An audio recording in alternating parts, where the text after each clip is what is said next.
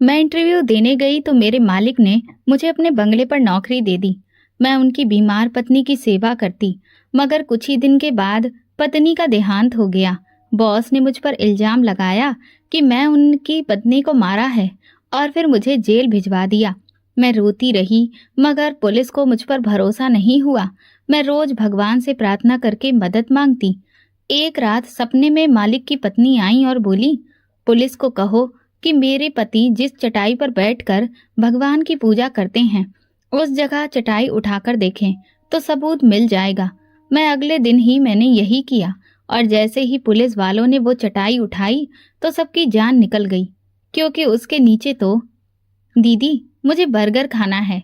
मैंने गुस्से से उसकी तरफ देखा और कहा कि यहाँ रोटी खाने के पैसे नहीं हैं और तुम्हें कोल्ड ड्रिंक और बर्गर की पड़ी हुई है। वो जिद करके रोने लगा तो मैंने अपना सर पकड़ लिया। अब की बार मैंने उसे एक थप्पड़ मारा और कहा कि चुप कर जाओ, वरना घर जाकर भी तुम्हें बहुत मारूंगी। दीदी, तुम उधार ही ले लो, बाद में सारे पैसे चुका देना। छोटे भाई की बात सुनकर मेरा दिमाग बहुत खराब हो गया और गुस्से से मेरा बुरा हाल था। मैंने उसका हाथ छोड़कर कहा, तू यहीं पर खड़ा रह, मैं घर जा रही हूँ। मेरे ऐसी हरकत पर वो वहां खड़ा हो गया, मगर जब मैं थोड़ी दूर गई तो भागकर मेरे पास आया।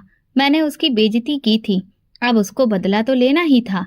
बाकी का रास्ता वो जानबूझकर मुझे परेशान करता रहा, मगर मैं किसी भी बात की परवाह नहीं करने की बहुत अच्छी एक्टिंग करती रही और घर का दरवाजा देखकर सुकून की सांस लेकर मैं अंदर चली गई।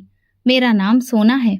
मैं गरीब घर में आंख तो नहीं खोली थी, मगर किस्मत ने मुझे बहुत बुरी मार मारी थी, जो कि मुझे गरीबी की दहलीज पर लेकर आ गई थी। मैं किस्मत की धनी नहीं थी, इसीलिए सब कुछ होते हुए भी परेशानी की जिंदगी गुजारने के लिए मजबूर थी। मैं अपने घर में सबसे बड़ी थी। मेरे पापा की किराने की दुकान थी जो खूब चलती। पूरा मोहल्ला ही मेरे पापा से सौदा लेने आया करता था। पापा भी बड़े ही खुश मिजाज इंसान थे। उनका इरादा अपनी एक और दुकान खोलने का था। मम्मी, मैं और छोटे भाई बहन पापा की कमाई पर खूब मजे करते थे। पापा भी खुले दिल के मालिक थे। उन्होंने कभी भी खर्च करने के लिए अपना हाथ नहीं रोका। मेरे पापा की शख्सियत शानदार थी। वो अपनी उम्र से काफी कम दिखाई देते थे। हमारी जिंदगी तो ऐसे साधारण थी, लेकिन पापा हमेशा अच्छा खिलाने पिलाने का शौक रखते थे। उन्हें खुद भी खाने पीने का बहुत शौक था। फल फ्रूट से लेकर कभी कभी पनीर भी, सब कुछ हमारे घर में बना करता था। हमारे घर के हालात मोहल्ले के बाकी लोगों के मुकाबले काफी अच्छे थे। माँ हाथ में भरी भरी चूड़ियां पहनकर घर से बाहर निकलती तो मोहल्ले की औरतें जलन का शिकार हो जाती। मेरे पापा कुछ ज्यादा ही अच्छे थे। उनका व्यवहार माँ के साथ बहुत अच्छा था। मोहल्ले के बाकी लोगों के घरों से अक्सर पति पत्नी के झगड़ों की आवाजें आया करती थीं, तो मैं दीवार के पास खड़े होकर सुनने की कोशिश करती कि वो लोग आखिर झगड़ा किस बात पर करते थे। हमारे घर में तो कभी झगड़ा नहीं हुआ था। पापा तो माँ की हर बात माना करते, बल्कि वो घर के कामों में भी मम्मी की मदद कर दिया करते थे। हम क्योंकि छोटे थे, इसीलिए मम्मी के घर के कामों में मदद नहीं करते। माँ के लिए बच्चे पालना और फिर उनका काम करना आसान नहीं होता, तो मम्मी कलह मचाने लगती थी। इसीलिए पापा घर आकर कभी सब्जी बना देते तो कभी रोटियां सेक देते और मम्मी भी बहुत खुश होकर बिस्तर पर बैठकर टीवी लगाकर मजे से नाटक देखा करती थी। नाटक देखने के बाद मम्मी पापा उनके किरदारों के बारे में अपनी अपनी राय पेश करते थे, तो मैं मजे से मम्मी और पापा की बातें सुना करती थी। मेरा जिस भी चीज को खाने का दिल करता था, मैं पापा से फरमाइश कर देती थी। पापा अगले दिन ही वो चीज दुकान से लेते हुए आते थे। जिंदगी बड़े ही आराम से गुजर रही थी, मगर ना जाने हमारे घर को किसकी नजर लग गई। मम्मी का कहना था कि मोहल्ले की औरतों की नजर ही खा गई है, जो जलन का शिकार थी। उन्होंने पापा को मम्मी के प्रति मन उचाट करने में कोई कसर नहीं छोड़ी थी। मोहल्ले की औरतों से मम्मी की खुशियां बर्दाश्त नहीं होती थी। मेरी बुआ जी भी उन्हीं में से थी, जो मम्मी से बहुत जलन रखती थी। वो हमेशा पापा के पीछे लगी रहती और पापा को जोरू का गुलाम होने का खिताब देती थी, क्योंकि फूफा जी बुआ जी को ऐसी वैल्यू नहीं देते थे जैसे कि पापा मम्मी को देते थे। लेकिन पापा को कहाँ किसी की परवाह थी। उनको तो सबसे ज्यादा अपनी पत्नी और बच्चों से प्यार था, खास लगाव था। उन्होंने ना मोहल्ले वालों की बात की कोई परवाह की और ना ही अपनी बहन के तानों को दिल से लगाया। लेकिन पापा की फितरत एकदम से कैसे बदल गई, ये अब मैं समझ नहीं पा रही थी। पापा की दुकान पर अक्सर एक औरत घर का सामान लेने आया करती थी। वो तलाकशुदा थी और 2 बच्चों की माँ थी। देखने में खूब गोरी चिट्टी और कम उम्र की दिखती थी। उसकी बात करने का अंदाज भी ऐसा दिल फेंक था कि पापा के साथ मैं भी उसको सुनती रहती। पापा दुकान पर मौजूद नहीं होते तो वो अक्सर हमारे घर भी चली आती और मम्मी के सामने बैठकर पापा से बातें बनाती रहती। उसका अंदाज इतना बेहतरीन होता था कि मम्मी के दिल दिमाग में कभी भी शक नहीं आया कि वो दरअसल पापा पर डोरे डाल रही थी। वो मम्मी के साथ भी उसी तरीके से बात किया करती थी और क्योंकि ये सारी तमाम बातें मम्मी के सामने ही वो पापा से करती थी तो मम्मी को शक कहाँ से होना था। वो मम्मी को दीदी कहकर बुलाती थी, मम्मी की तारीफ करती और पापा को अहमियत देती तो मम्मी का दिल उससे खुश रहता। वैसे भी मम्मी को पापा पर पूरा भरोसा था। वो आंख बंद करके अपने पति पर भरोसा करती थी। यही भरोसा मम्मी को खा गया और फिर उन्हें कानों कान खबर भी नहीं हुई। वो औरत पापा से शादी रचाकर अपना घर बेचकर पापा को दिल्ली लेकर चली गई और हम मम्मी का मुंह देखते ही रह गए। पापा ने अपनी दुकान बेच दी, सामान बेचा और हमारे किसी भी जानने वाले को खबर तक नहीं हुई। खबर तो तब हुई जब पानी सर से गुजर गया। पापा घर से गायब हुए तो मम्मी पापा को ढूंढने उनको तलाश में निकल गई। उसके बाद पता चला कि पापा ने मम्मी को किस किस तरीके से धोखा दिया है। मम्मी तो अपना सर पकड़कर बैठ गई। भला वो कहती भी नहीं तो क्या करती, कहाँ कहाँ उनके पीछे जाती। मोहल्ले वालों की तो खुशी का कोई ठिकाना ही नहीं था। हालांकि सामने से तो मोहल्ले वाले मम्मी से अफसोस करने के लिए चले आते थे, मगर उनके दिल में यकीनन इस वक्त लड्डू फूट रहे थे और मम्मी का दुख अलग था। उनके साथ साथ हम सब भी बहुत ज़्यादा परेशान थे। मम्मी के हाथ में ना कोई पैसा था और ना कोई और मजबूती। पापा तो उन्हें हरी झंडी दिखाकर गायब हो गए थे। ऐसे में घर का गुजारा भला कैसे चलता। अभी तो वैसे भी मम्मी को घर के खर्चे की इतनी फिक्र नहीं हुई थी, क्योंकि उन्हें तो अपने पति के चले जाने का इतना बड़ा दुख था कि वो किसी और के बारे में क्या ही सोचती।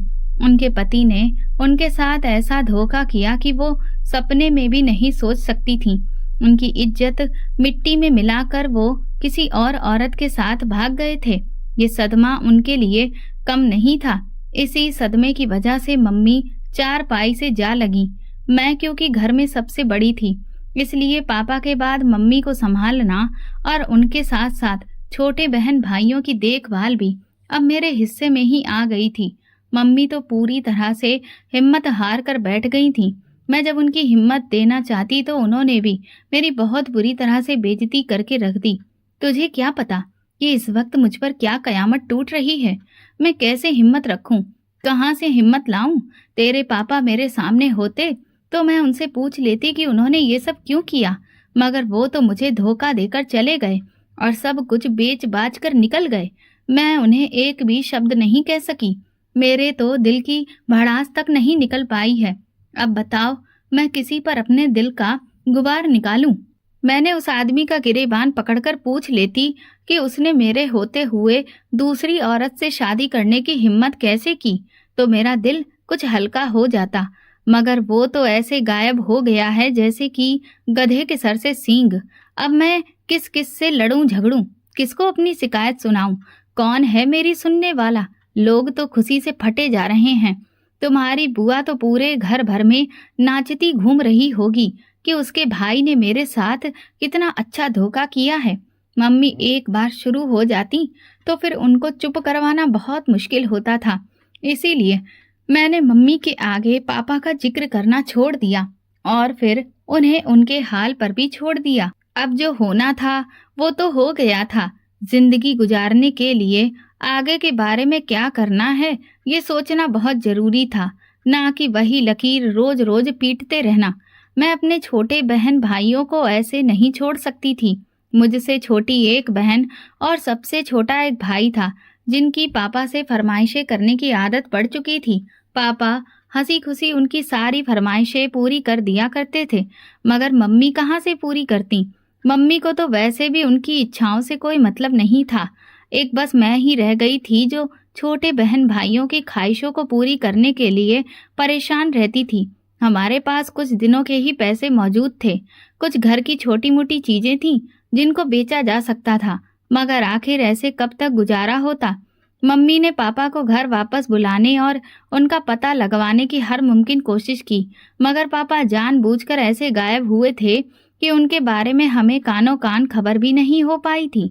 उस औरत के बारे में मोहल्ले वालों से इतना अंदाजा हो गया था कि वो पापा को दिल्ली लेकर गई थी, क्योंकि उसका सारा मायका दिल्ली में ही मौजूद था। वहां के अलावा वो और कहीं भी नहीं जा सकती थी। मगर इतने बड़े शहर में पापा को भला कहाँ से ढूंढा जा सकता था, जबकि हमारे पास कोई मदद करने वाला भी नहीं था। एक सिर्फ बुआ ही थी, लेकिन वो भला पापा को ढूंढने में हमारी मदद क्यों करती। वो तो पहले ही मेरी मम्मी पर इल्जाम लगा रही थी कि जिसने अपने पति पर नजर नहीं रखी और अपने पति को खुद ही उस औरत के हवाले कर दिया, तो उसके साथ तो यही होगा। जब तुम्हें पता था कि वो तुम्हारे पति के पीछे ही घर में आती है, तो उसे डंडे मारकर इस वक्त बाहर क्यों नहीं निकाल दिया। बुआ जब मम्मी को इस तरह की बातें सुनाती तो वो अपना सर पकड़कर बैठ जाती। कभी मम्मी अपने हाथ मसलना शुरू कर देती कि मुझे क्या मालूम था कि वो नागिन मुझे ही डस लेगी, मेरे पति पर अपना कब्जा कर लेगी। वो तो मेरी सगी बहन बनी हुई थी। अपनी बहन समझकर ही मैंने उसे घर में घुसा लिया था। बुआ कहने लगी, दोस्ती में भरोसा करने का नतीजा भुगत लिया है तुमने। अब क्यों रोती घूम रही हो। बुआ मम्मी का दिल जलाने से बाज नहीं आती थी। वैसे तो बात उनकी भी सही थी। मम्मी ने तो ऐसे आंखें बंद कर रखी थीं जैसे कि उनके पति बहुत ही भले इंसान हो। मम्मी नहीं जानती थी कि मर्द की फितरत में बेवफाई और धोखेबाजी ज्यादातर शामिल होती है। उसे मौका मिले तो वो कभी भी ये मौका नहीं छोड़ता। भला ऐसा शानदार मौका जब सामने से चलकर आ रहा है तो वो इसे गंवा कर खुद को बेवकूफ जाहिर क्यों करें। पापा ने तो अपनी तरफ से बड़ी अक्लमंदी दिखाई थी। अपने बच्चों का ख्याल छोड़कर दूसरी औरत के बच्चों के सर पर बाप बनकर बैठ गए थे। पापा के बाद जिंदगी कितनी मुश्किल थी, इसका अंदाजा कुछ महीनों में ही हो गया था। खाने पीने के लाले पड़े तो मुझे ही तुरंत हरकत में आना पड़ा। मैंने अपने आसपास से नौकरी की तलाश करना शुरू कर दी। खैर, मैं कब तक हाथ पैर रख कर यूं बैठ सकती थी। मुझे अच्छी नौकरी नहीं मिल पाई क्योंकि मेरी पढ़ाई लिखाई ज़्यादा नहीं थी। वैसे भी ज़्यादातर कारखाने हमारे घर से काफ़ी दूरी पर बने हुए थे। फिर भी मैं नौकरी की तलाश में लगातार लगी रही। मैं छोटे मोटे काम करती रही और अपने घर वालों का खर्चा उठाती रही। छोटे भाई बहनों की ज़रूरतें पूरी करना मेरे बस में नहीं था, वो तो पापा ही पूरी किया करते थे। मेरी कमाई में तो बड़ी मुश्किल से वक्त दो वक्त का गुजारा ही चल रहा था। फिर भी मैं अच्छी नौकरी की तलाश कर रही थी ताकि अपने भाई बहनों की सुख सुविधाओं और ज़रूरतों को पूरी करने की कोशिश कर सकूं। हमारे मोहल्ले में एक लड़की पिंकी दिल्ली के किसी फैक्ट्री में काम करती थी। वहां पर किसी कर्मी की ज़रूरत पड़ी तो पिंकी ने मुझसे कहा कि तुम भी मेरे साथ चलो। वहां पर फैक्ट्री की तरफ से ही रहने और खाने पीने का इंतजाम भी करके दिया जाएगा। वो छुट्टियों में घर आई हुई थी। मुझे उसकी एडवाइस अच्छी लगी क्योंकि भाई अब बड़ा हो रहा था और वो कई सारी शारीरिक परेशानियों का शिकार भी था। लेकिन बहन भाई अभी इतने भी बड़े हुए नहीं थे कि मेरी या मम्मी की मजबूरी को समझ सकें, और इन हालातों ने भी तो एकदम से पलटा खाया था। वो लोग पापा की दूरी को बर्दाश्त करते या फिर घर में गरीबी की मुश्किलों को सहते। मैं अपने बहन भाइयों के मुरझाए हुए चेहरे देखती तो मेरे दिल को झटका सा लगता। मैं चाहती थी कि मैं उनकी सुविधा पूरी करने के काबिल बनूं। इसीलिए मैंने माँ से बात की और उन्होंने मुझे तुरंत ही कहा कि तुम दिल्ली जाकर अपने बाप को तलाश करने की भी कोशिश करना। मैंने अफसोस से उनकी तरफ देखा। भला जो इंसान खुद अपनी मर्जी से अपनी पत्नी और बच्चों को बेसहारा छोड़कर चला गया हो, उसको अब तलाश करने का क्या फायदा। मैं अपना वक्त और एनर्जी पापा पर बर्बाद नहीं करना चाहती थी। पापा को तलाश करने का क्या फायदा था? हमें छोड़ना तो उनकी अपनी खुद की खुशी थी। जब वो खुद खुशी से ये काम करके गए तो फिर उन्हें ढूंढकर हम क्या करते? मगर ये बात मम्मी को मैं नहीं समझा सकती थी। वो तो अभी तक इस सदमे से बाहर ही नहीं निकली थी कि पापा उन्हें किसी दूसरी औरत की खातिर छोड़ गए थे। उनको अभी भी ये गुमान था कि शायद उनके साथ कोई हादसा हो गया है, या वो औरत पापा के साथ किसी तरह की कोई जबरदस्ती या जादू टोना ब्लैकमेलिंग करके उन्हें अपने साथ ले गई हो। मगर मुझे ऐसा कोई भी भ्रम नहीं था। मम्मी सिर्फ अपने दिल को तसल्ली दे रही थी, जबकि मैं सच्चाई को अपना चुकी थी कि पापा जानबूझकर घर छोड़कर गए थे। मैं पिंकी के साथ दिल्ली चली आई। उसने मुझे अपनी फैक्ट्री के मालिक से मिलवाया तो उसने ऊपर से लेकर नीचे तक मेरा मुआयना किया और एक छोटे से इंटरव्यू के बाद मुझे उसने नौकरी पर रख लिया। मेरी अच्छी खासी सैलरी भी तय कर दी गई थी। मैं खुश थी कि मैं सारे पैसे अब घर पर भेज सकती थी। छोटे भाई बहनों की जिंदगी भी अच्छे से गुजर जाती। जितनी ऐश पापा ने हमें करवाई थी मैं उतनी तो नहीं करवा सकती थी, मगर कोशिश कर सकती थी कि उन्हें एक अच्छी जिंदगी दे सकूं, और मैं यही कर रही थी। मैंने दिल लगाकर काम करना शुरू कर दिया। मैं आराम किए बिना ही काम में जुटी रहती। मैं बाकी लड़कियों की तरह खड़े होकर बातें करना पसंद नहीं करती थी, बल्कि अपने काम में व्यस्त रहती थी। मुझे अपने आसपास क्या हो रहा है इससे कोई मतलब नहीं था। मैनेजर की नीयत मुझ पर खराब हुई इस बात का मुझे अंदाजा भी नहीं हुआ। एक दिन उसने मौका पाकर मेरे साथ गलत हरकत करने की कोशिश की तो मैंने उसे बहुत बुरी तरह से डांट दिया। तुम्हारी हिम्मत कैसे हुई मेरे बारे में ऐसा कुछ भी सोचने की? मेरी तेज आवाज और तेवर देखकर वो साफ मुकर गया। मैंने क्या किया है? तुम ही तो मुझे बिना वजह बदनाम करने की कोशिश कर रही हो। मैं उसके इस अंदाज पर हैरान थी। अभी कुछ देर पहले ही तो वो मुझे पेशकश कर रहा था कि मैं उसके साथ वक्त गुजारूं तो वो मुझे माला माल कर देगा, जबकि अब वो साफ मुकर गया था। मैं तुरंत ही उसके कमरे से बाहर निकली तो उसने मुझे धमकियां देनी शुरू कर दी। अब मैं बहुत बुरी तरह मुसीबत में फंस गई थी। वो मौका पाते ही अकेले में मेरे करीब आता और मुझे परेशान करता, और कभी कभी मुझे धमकियां देना भी शुरू कर देता कि मैं मालिक से कहकर तुम्हें 2 दिन में ही नौकरी से अगर नहीं निकलवाया तो तुम मेरा नाम बदल देना। वो बड़ा ही अजीब इंसान था। मैं तो अपने घर के हालात बदलने आई थी, मगर किस्मत ने एक बार फिर मेरा साथ नहीं दिया था। मैं कितनी बड़ी मुसीबत में फंस गई थी। आसपास के वर्कर्स भी सब जानते थे कि मैनेजर का व्यवहार मेरे साथ बहुत खराब है, मगर वो सब मजबूर थे। गरीब घरों से रिश्ता रखने वालों की बहुत सारी मजबूरियां होती हैं। ये बाद में मैं अच्छी तरह से समझ सकी। कोई भी मेरे साथ उठकर खड़ा होता तो वो भी मैनेजर की नजरों में आ जाता। मैंने पिंकी से इस बारे में बात की तो वो भी ढीली पड़ गई। यार, मुझे इन सब बातों का अंदाजा है, मगर हमें ये छोटी मोटी चीजें यहाँ पर बर्दाश्त करनी पड़ती हैं। छोटी मोटी चीज? वो मेरी इज्जत पर हाथ डालने चला था। मैंने बेचारगी से कहा तो पिंकी ने सर हिला दिया। हाँ, मैं समझ रही हूँ, वो कुछ ज्यादा ही फ्री होने की कोशिश कर रहा था, मगर तुम बस बर्दाश्त करो। कुछ समय बाद उसका गुस्सा उतर जाएगा तो सब कुछ ठीक हो जाएगा। लोगों की नीयत ऐसे ही खराब हो जाती है, किसी पर भी दिल आ जाता है। इसीलिए मैं इस मामले में तुम्हें ही बर्दाश्त करने के लिए कह सकती हूँ। मैनेजर का जाकर सर तो नहीं फोड़ सकती। पिंकी की बात भी अपनी जगह पर ठीक थी। वो तो खुद ही एक मजबूर इंसान की तरह नौकरी करके धक्के खाकर अपने घर वालों का सहारा बनी हुई थी। वो भला मेरा साथ कैसे दे सकती थी?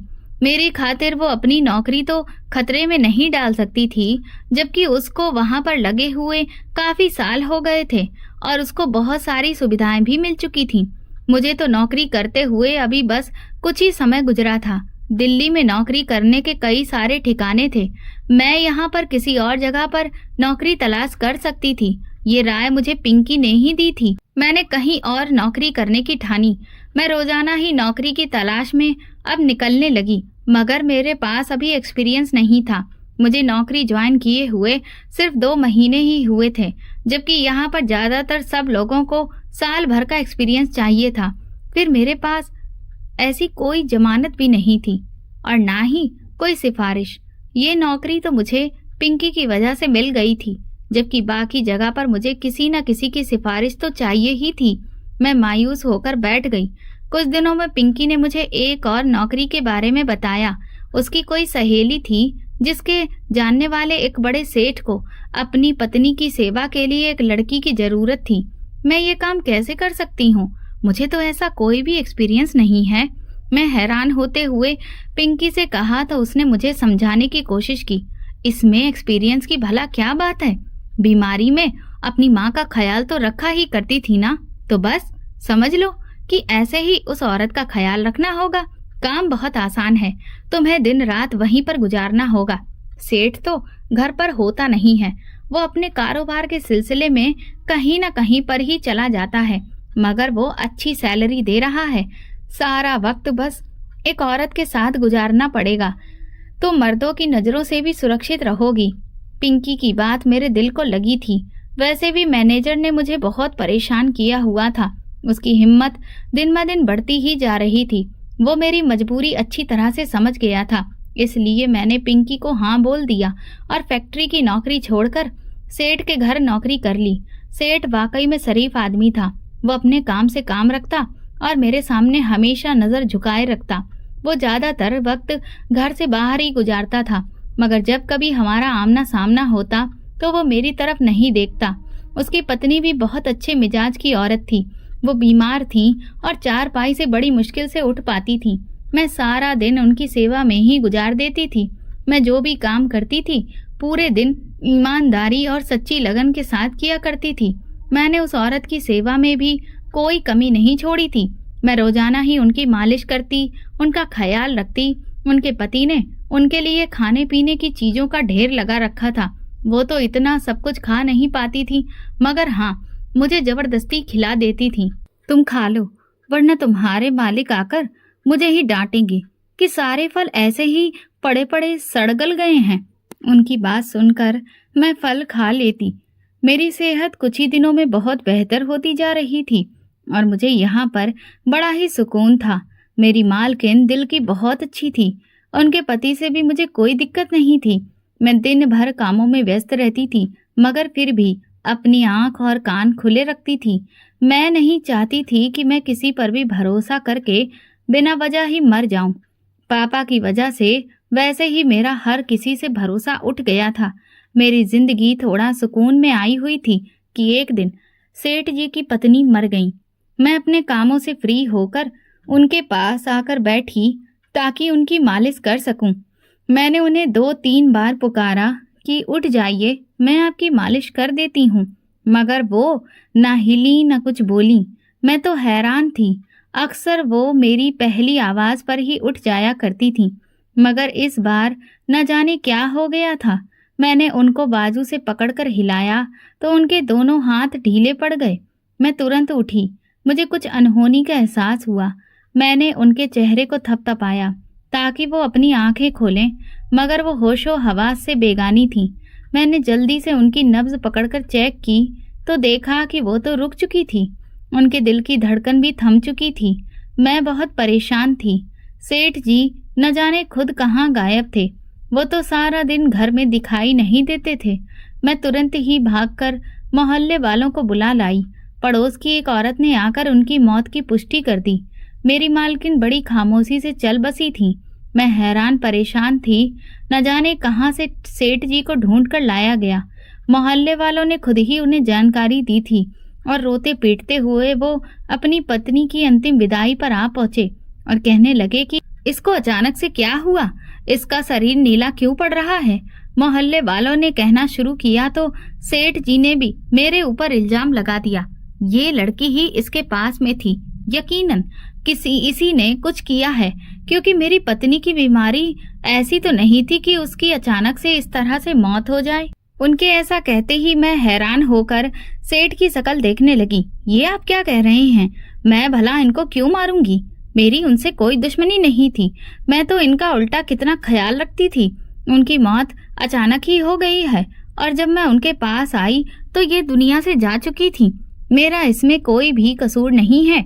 मैंने सेठ और मोहल्ले वालों को भरोसा दिलाने की कोशिश की, मगर वो नहीं माने। मैं अभी पुलिस को बुलाता हूँ। पुलिस खुद ही सच और झूठ का पता लगा लेगी। उसने तुरंत पुलिस को फोन कर दिया। मैं उसकी मिन्नतें करती रही कि जैसा वो सोच रहा है वैसा कुछ भी नहीं है। वो कहने लगा कि मेरे दिल को सुकून नहीं मिलेगा जब तक पुलिस सारी जांच पड़ताल नहीं कर लेगी। जब मेरा कोई कसूर ही नहीं था तो मुझे फिर डरने की क्या जरूरत थी। मगर मैं एक बार फिर मुसीबत में पड़ गई थी। जाने क्यों मुसीबत मेरा रास्ता ही देख लेती थी। एक के बाद एक मुसीबत चली आती थी। मैं तो आसमान से गिरकर खजूर में अटकती जा रही थी। मुझे समझ नहीं आता कि मेरी किस्मत मुझे किस मुहाने पर ले आई थी। मैं जहाँ भी काम करती कोई ना कोई मुसीबत उठ खड़ी होती। पुलिस ने आकर अपनी जांच पड़ताल शुरू कर दी थी। उनके सवाल जवाब से ये नहीं लग रहा था कि उन्हें मुझ पर शक है, बल्कि ऐसा लग रहा था कि जैसे उनको पूरा यकीन है कि मुजरिम मैं ही हूँ और ये जुर्म मैंने ही किया है। हाँ भाई, बताओ तुमने क्यों मारा है इस औरत को? तुम्हारा क्या इरादा था और तुम क्या हासिल करना चाहती थी? तुमने क्या कोई चोरी की है? मैं उनके सवाल जवाब पर हैरान थी, क्योंकि मैं उन लोगों को सफाई देकर थक गई थी। मगर उनमें से किसी को भी मेरी बात पर भरोसा नहीं आया। तुम्हें हमारे साथ पुलिस स्टेशन जाना होगा। जब तक पोस्टमार्टम रिपोर्ट नहीं आती तब तक हम कोई भी फैसला नहीं कर सकते। ना तो मेरे खिलाफ कोई सबूत था और ना ही कोई गवाह। फिर भी वो मुझे पुलिस स्टेशन ले जाने को तैयार थे। मैं चुपचाप उनके साथ पुलिस स्टेशन चली गई। मैं और क्या कर सकती थी? मेरे पीछे कौन था जो आकर मेरे लिए कुछ भी करता? मम्मी को और छोटे बहन भाइयों को तो पता भी नहीं था कि मैं यहाँ किसी मुसीबत में पड़ गई थी। पुलिस ने मुझे जेल की सलाखों के पीछे डाल दिया। पहले हम जांच करेंगे। अगर तुम बेकसूर साबित हुई तभी तुम्हें घर वापस जाने दिया जाएगा। वो ना जाने किन चक्करों में थे। शायद वो चाहते थे कि कोई मेरी जमानत करवाने आए और वो उससे पैसे खाएं। मम्मी भला इतनी दूर कैसे आकर मेरे लिए परेशान होती। वैसे भी मैं दिल्ली इसलिए नहीं आई थी कि मैं अपने पीछे अपनी माँ को परेशान करूं, बल्कि इसलिए आई थी कि उनका सहारा बनूं और उनको परेशानी में पड़ने से बचाऊं। मगर यहाँ तो सब कुछ उल्टा ही होता जा रहा था। मैं जेल की सलाखों के पीछे बैठी रो रही थी। हे भगवान, अब तुम ही मेरी मदद कर सकते हो। तुम्हारे सिवा इस शहर में मेरा कौन है? मेरे पिता भी न जाने कहाँ पर खो गए, जो हम सबको छोड़कर भाग गए थे। मम्मी तो मुझसे दूर बैठी थी। बहन भाई भी इतने छोटे थे, वो मेरे लिए कुछ नहीं कर सकते थे। मैं भगवान से प्रार्थना करने लगी कि वही कोई रास्ता निकाले जिस पर मैं चल सकूं। इसके बाद मैं कुछ देर के लिए लेट गई और जब मेरी आंख लगी तो मैंने सपने में अपनी मालकिन को देखा। वो चारपाई पर बैठी थी तो मैं वैसे ही उनकी मालिश करने के लिए तेल उठाकर लाई, जैसे मैं रोजाना किया करती थी। तो वो मुड़कर मुझे देखने लगी। मैं तो मर गई हूँ, तुम किसकी मालिश करोगी? उनका अंदाज ऐसा था कि मुझे बहुत डर महसूस होने लगा। मेरी बोलती बंद हो गई और मैं उनके सामने कुछ नहीं बोल पाई। तुम जानना चाहती हो कि मेरी मौत कैसे हुई? मैं दोबारा से बोली तो उनकी आवाज पूरे घर में गूंज गई। मैंने इस बात में सिर हिलाया। तुम पुलिस वालों को और मेरे पति को कहना कि वो मेरी पूजा वाली चटाई को खोलकर देख लें, तो वहां पर उन्हें सबूत मिल जाएगा और ये राज भी खुल जाएगा कि मेरी मौत कैसे हुई है। वो बोली तो मैंने इस बात पर सिर हिला दिया। मेरे आसपास की दुनिया की मुझे कोई खबर नहीं थी।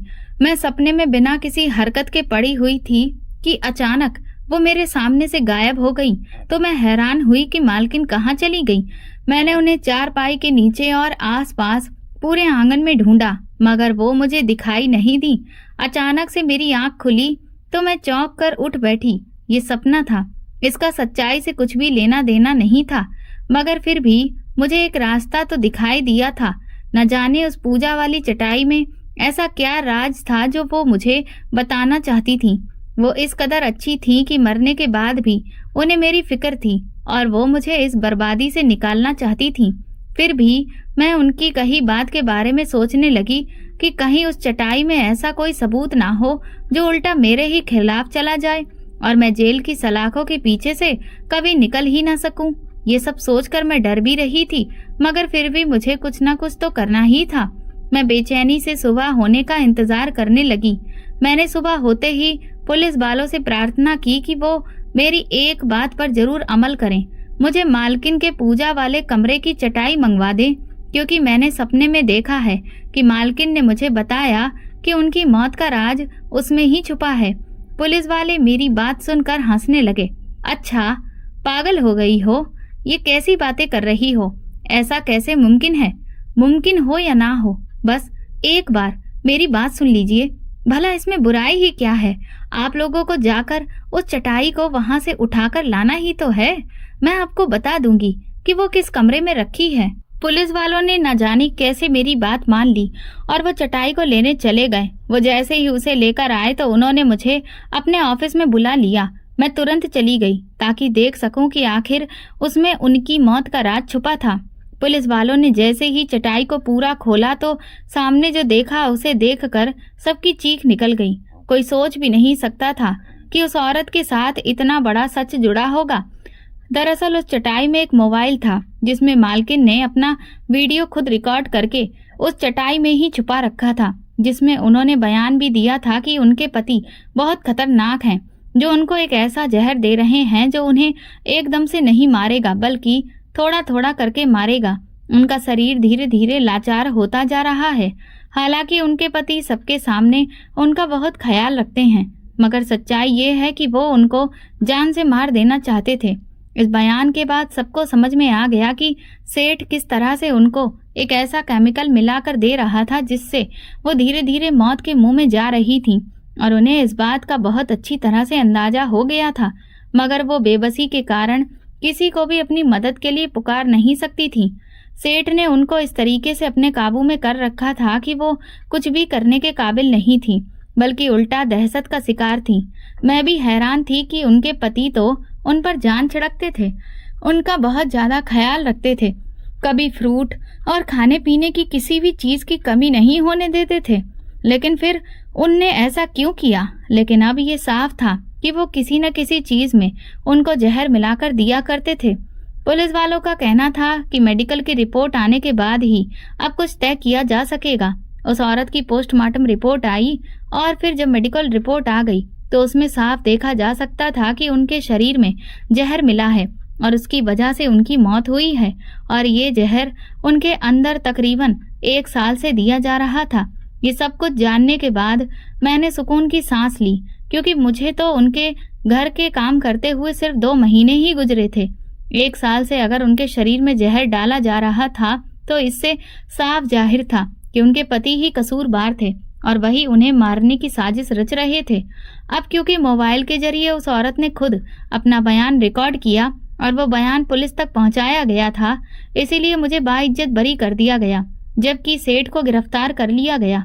वो आंखें फाड़कर मुझे देख रहा था, मानो सोच रहा हो कि मुझे उसकी सच्चाई का एहसास कैसे हुआ, जबकि उसने तो अपने सपने में भी नहीं सोचा होगा कि उसकी पत्नी ने सपने में आकर मुझे इशारा दिया था। मैं भी हैरान थी कि दुनिया सच में किस कदर धोखेबाज है। वो देखने में बिल्कुल शरीफ इंसान लगता था, कभी नजर उठाकर भी नहीं देखता था, मगर उसने अपनी पत्नी के मरने के इल्जाम में मुझे गिरफ्तार करवा दिया ताकि मोहल्ले वाले उस पर शक न करें। कहते हैं मुजरिम कितना भी चालाक क्यों ना हो, कहीं ना कहीं तो वो कोई गलती करता ही है। वो भी आखिर में अपनी चाल से चूक गया और उसकी इसी गलती ने उसे जेल की सलाखों के पीछे पहुंचा दिया। अगर वो अपनी पत्नी को चुपचाप जला देता और मुझे गिरफ्तार नहीं करवाता तो शायद पुलिस को कभी पता ही नहीं चलता कि उसकी पत्नी का कत्ल हुआ था। मगर वो अपने ही जाल में खुद फंस गया था। उसने खुद पुलिस को फोन करके बुलाया और एक बेगुनाह को अंदर करवा दिया, जबकि उसकी पत्नी उस पर बहुत ज्यादा नाराज होकर मरी थी। इतना कुछ होने के बाद भी उसने सपने में आकर इशारा दिया और अपने पति को गिरफ्तार करवा दिया। बाद में जब पुलिस ने सेठ से कड़ी पूछताछ की तो पता चला कि ये सब कुछ उसने अपनी पत्नी की दौलत हथियाने के लिए किया था, ताकि वो जल्द से जल्द अपनी प्रेमिका से शादी कर ले और ऐश की जिंदगी जिए। मैं जेल की सलाखों के पीछे से निकल आई थी। अब मैं इस बड़े से शहर में अकेली थी। मेरे पास कोई नौकरी भी नहीं थी। मैं वापस उस फैक्ट्री में भी नहीं जा सकती थी, क्योंकि मुझे पता था कि वो लोग मुझे दोबारा इस नौकरी पर नहीं रखेंगे। मेरे पास इतने पैसे भी नहीं थे कि मैं वापस अपने शहर लौट सकूं, क्योंकि मैं अपनी सारी सैलरी माँ को पहले ही भिजवा चुकी थी और अपने पास बहुत थोड़े पैसे रखे थे, क्योंकि मुझे यहाँ पर पैसों की ज़रूरत नहीं पड़ती थी, लेकिन अब अचानक ज़रूरत पड़ गई थी। मैंने यही सोचा कि मैं पिंकी से कुछ पैसे मांग लूँ। मैं समझ गई थी कि दिल्ली जैसा शहर मुझे रास नहीं आ रहा है, इसलिए मैं वापस जाना चाहती थी। मैं पैदल ही पिंकी के क्वार्टर की तरफ गई। वो फैक्ट्री की तरफ से मिले हुए क्वार्टर में रहती थी। मैं चलते चलते जब एक दरबार के पास से गुजरी तो वहाँ लंगर देखकर रुक गई। मुझे बहुत तेज भूख लगी थी। मैंने सोचा कि मैं भी क्यों ना थोड़ा सा खाना खा लूं। मैं जैसे ही अंदर गई तो वहां पापा को देखकर चौंक गई। वो भी लाइन में से चावल लेकर खा रहे थे। पापा, मैंने उन्हें जोर से पुकारा तो उन्होंने तुरंत पलट कर देखा। वो एक पल में ही मुझे पहचान गए, लेकिन वो हैरत से मुझे देख रहे थे। उन्हें अपनी आंखों पर भरोसा नहीं हो रहा था कि मैं उनके पीछे दिल्ली जैसे बड़े शहर में आ गई थी और मैंने उन्हें ढूंढ भी लिया था। पापा की हालत बहुत बदली हुई थी। वो परेशान हालत में दिखाई दे रहे थे। अगले ही पल पापा मुझे देखकर वहां से भाग निकले। मैं भी पापा के पीछे दौड़ी और कहा, रुको तो सही, मेरी बात तो सुनिए। मैं उन्हें आवाज देती रही, मगर वो तेजी से आगे बढ़ते रहे। वो चाहते थे कि वो मेरी नजरों से गायब हो जाएं और मैं उन्हें पकड़ न सकूं, मगर मैं भी पापा को छोड़ने वाली नहीं थी। मुझे उनसे बहुत सारी चीजों का हिसाब लेना था। मैं जैसे तैसे भागकर उनके पास पहुंची और उनकी शर्ट का एक छोर पकड़ लिया। फिर उन्हें रुकना ही पड़ा। तुम यहाँ पर क्या करने आई हो? चली जाओ, छोड़ दो मुझे। पापा ने खुद को छुड़ाने की कोशिश की, मगर मैंने मजबूती से उनकी कमीज पकड़ ली थी। अब मैं नहीं छोड़ूंगी। आप ही वो इंसान हैं जो लोगों को छोड़ देते होंगे, लेकिन मैं नहीं छोड़ती। मैंने तीखे लहजे में कहा तो पापा चौंक कर मुझे देखने लगे। देखो, मेरी बात तो सुनो। जब तुम लोगों को छोड़ दिया तो तुम भी मुझे छोड़ दो। पापा बोले, ऐसे कैसे छोड़ दूं? मुझे बता दीजिए, आपने हमारे साथ ऐसा क्यों किया? मैंने पापा से पूछा तो उनके चेहरे पर परेशानी दिखने लगी। मुझसे बहुत बड़ी गलती हो गई। मैं उस औरत के धोखे में आ गया। वो मेरा सब कुछ लूट कर भाग गई और मुझे ऐसे हाल में छोड़ दिया। अगर मैं यहाँ पर ऐश की जिंदगी गुजार रहा होता तो इस लंगर से चावल मांगकर क्यों खा रहा होता? मैंने अपना सब कुछ अपने ही हाथों से खो दिया। अपनी पत्नी और बच्चों को धोखा देकर उस औरत के पीछे चला गया। मैं उसके इश्क में गिरफ्तार हो गया था। उसने मुझे अपने जाल में फंसा लिया। मुझसे बड़ी बड़ी बातें की, जिंदगी भर मेरे साथ वफादारी और मेरा ख्याल रखने का वादा किया था, मगर उसने एक भी वादा नहीं निभाया, बल्कि मेरा सारा पैसा हड़प कर अपने बच्चों को लेकर किसी और की जिंदगी में जाकर शामिल हो गई और मुझसे तलाक भी ले लिया। मैं उसको तलाक नहीं देना चाहता था, मगर उसने मेरे साथ जो भी किया उसके बाद मुझे उसे तलाक देना पड़ा। वो बहुत ही चालबाज औरत थी। उसने मुझ पर तरह तरह के इल्जाम लगाए, यहाँ तक कि मुझे जेल भिजवा दिया। जब से मैं उसकी जिंदगी में शामिल हुआ और उसकी खातिर अपने घर वालों को धोखा देकर दिल्ली चला आया, तब से ही मैं मुसीबत में पड़ा हूँ। मेरा एक भी दिन सुकून में नहीं गुजरा है, और गुजरता भी कैसे? अपने पीछे अपनी पत्नी और बच्चों को धोखा देकर अपना घर उजाड़ कर जो आया था। पापा का हाल देखकर मैं भी परेशान हो गई। उस औरत की खातिर वो सब कुछ बर्बाद कर चुके थे, जबकि उनकी अच्छी भली चलती हुई दुकान थी जिसमें बहुत अच्छा मुनाफा होता था। घर था, पत्नी थी, बच्चे थे। पापा हर तरह से सुकून भरी जिंदगी गुजार रहे थे, मगर एक औरत के धोखे में आ गए। आप ये बताइए कि किसने कहा था कि उस औरत पर भरोसा करो? आपको शर्म नहीं आई माँ को धोखा देते हुए? मैंने कहा तो पापा ने अपना सिर पकड़ लिया। मैं कुछ सोचने समझने के काबिल नहीं बचा था। मैंने तो सबसे ये सब छुपाया। अगर मैं किसी को भी बता देता तो ये नौबत नहीं आती, जबकि मैं खुद चाहता था कि मैं उस औरत के साथ जिंदगी गुजारूं। मैं उस पर मर मिटा था, फिदा हो गया था। गलती उसकी नहीं, गलती मेरी थी। मेरी ही अकल पर पत्थर पड़ गए थे। मैं इस दुनिया का सबसे बड़ा बेवकूफ़ आदमी हूँ जो अपने आप को बर्बाद करके ऐसी औरतों पर भरोसा कर बैठा। अपनी पत्नी के होते हुए न जाने कैसे भटक गया, जबकि मैं तुम्हारी मम्मी से बहुत प्यार करता था। पर उस औरत ने जब खुद मुझसे मोहब्बत जताई तो मैं उसकी बातों में आ गया। मैं अंधा हो गया। मेरी आंखों पर न जाने कौन सी पट्टी बंधी थी। मैंने जो धोखा किया है, अब उसकी सजा ही मैं काट रहा हूँ और न जाने कब तक काटता रहूंगा। पापा, वापस चलो मेरे साथ अपने शहर, वहीं चलते हैं। नहीं बेटा, मुझे वहां नहीं जाना। मैं कैसे मुंह दिखाऊंगा सबको? तुम्हारी माँ का सामना कैसे करूंगा? मुझ में हिम्मत नहीं है। मम्मी की फिक्र मत करो, वो आपको माफ कर देंगी। वो अभी भी तुम्हारी तलाश में है उन्हें तो ये भरम है कि उस औरत ने आप पर कोई जादू टोना किया था या फिर आपको ब्लैकमेल करके फंसाया है। इसीलिए आपकी अकल ने काम नहीं किया। वो आपको माफ कर देंगी, मुझे पूरा भरोसा है, वो नाराज नहीं होगी। उन्होंने तो ऐसा सोचा ही नहीं है कि आपने उनको धोखा दिया है, बिल्कुल भी। वो यही समझती हैं कि उस औरत ने कोई चक्कर चलाया है। इसीलिए आप मेरे साथ चलिए।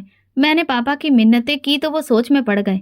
देखो बेटी, ये सब इतना आसान नहीं है जितना तुम्हें लग रहा है। तुम्हारी माँ मेरा कीमा बना देगी। मुझ में हिम्मत नहीं है अब दोबारा से उनका सामना करने की। तुम मुझे यहीं पर मेरे हालातों पर छोड़ दो।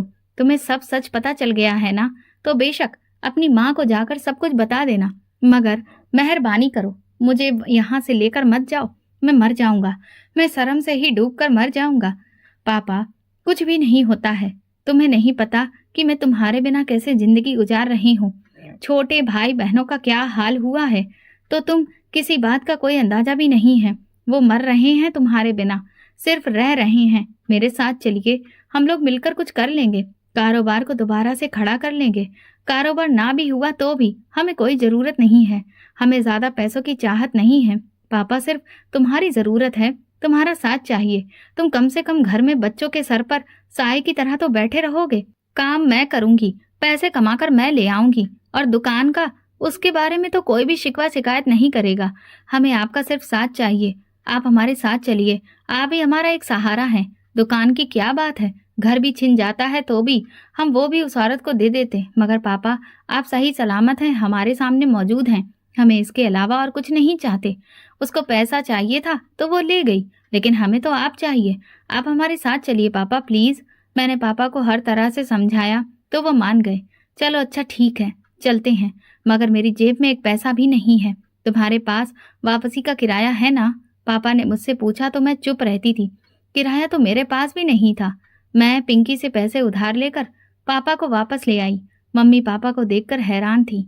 वो पापा को सदमे की हालत में एकटक देख रही थी। पापा दूसरी तरफ बहुत शर्मिंदा थे, बोले मुझे माफ कर दो। वो मम्मी के कदमों में बैठ गए तो मम्मी ने तुरंत उठा लिया। कैसी बातें कर रहे हो तुम तो मेरे सिर के ताज हो। तुम्हारी जगह मेरे पैरों में नहीं है। नहीं, मैंने जो कुछ भी किया उसके बाद तो मेरा तुम्हारे पैरों में बैठना ही बनता है। पापा की आंखों में आंसू आ गए। मुझे तुमसे कोई शिकायत नहीं, मुझे तुमसे आज भी मोहब्बत है।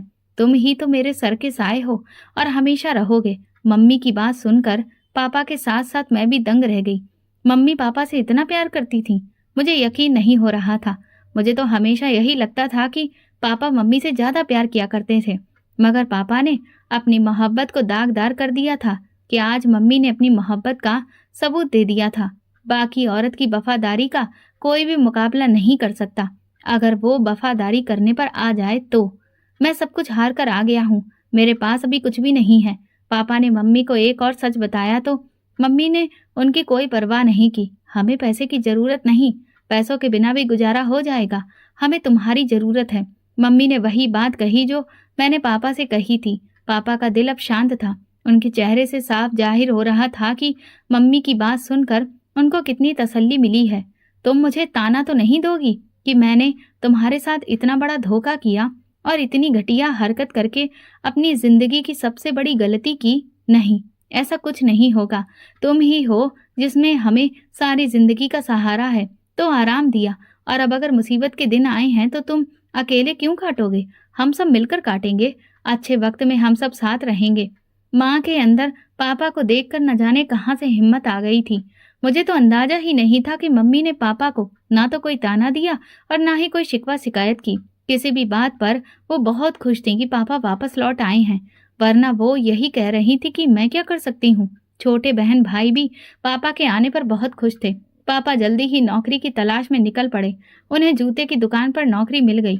मैं भी अपने शहर में ही नौकरी करना बेहतर समझा और फिर मैं एक कारखाने में काम करने लगी। यहाँ मेरी सैलरी थोड़ी थी, मगर फिर भी अपने शहर में कम पैसों में भी गुजारा करना आसान हो रहा था। मैं सुबह सवेरे पापा के साथ ही काम पर निकल जाती थी। मेरी और पापा की सैलरी में अच्छा गुजारा हो रहा था। सबसे बड़ी बात यह थी कि अब हम सुकून की जिंदगी गुजार रहे थे। अब हमें फिक्र नहीं थी पापा की जिंदगी में दोबारा कोई औरत आएगी, क्योंकि दोबारा कोई धोखा नहीं खा सकते थे, क्योंकि वो सब कुछ लुटा चुके थे। मगर सुकून की बात यह थी कि अब हम सब साथ हैं। मैं मम्मी और पापा को एक साथ बात करते हुए, हंसते हुए देखती तो मुझे बहुत अच्छा लगता था। मैं खुश थी कि हमारे सुकून के दिन वापस लौट आए थे। जिंदगी में पैसों की अहमियत अपनी जगह, मगर रिश्ते ज्यादा जरूरी होते हैं। पापा के साथ रूखी सूखी भी बहुत अच्छी लगती थी। मैं अपने भगवान की शुक्रगुजार थी जिसने मुझे हर मुश्किल से निकाल कर एक नए रास्ते पर चलने का मौका दिया था। दोस्तों, आप किस शहर से हमारी ये कहानी सुन रहे हैं, कमेंट में बताएं। अगर आपको हमारी कहानी पसंद आई हो तो कमेंट करके ज़रूर बताएं। वीडियो को लाइक करें और ज़्यादा से ज़्यादा शेयर करें। अगर आप चैनल पर नए हैं तो सब्सक्राइब ज़रूर करें और नोटिफिकेशन बेल दबा दें ताकि अगली अपडेट सबसे पहले आपको मिले। धन्यवाद।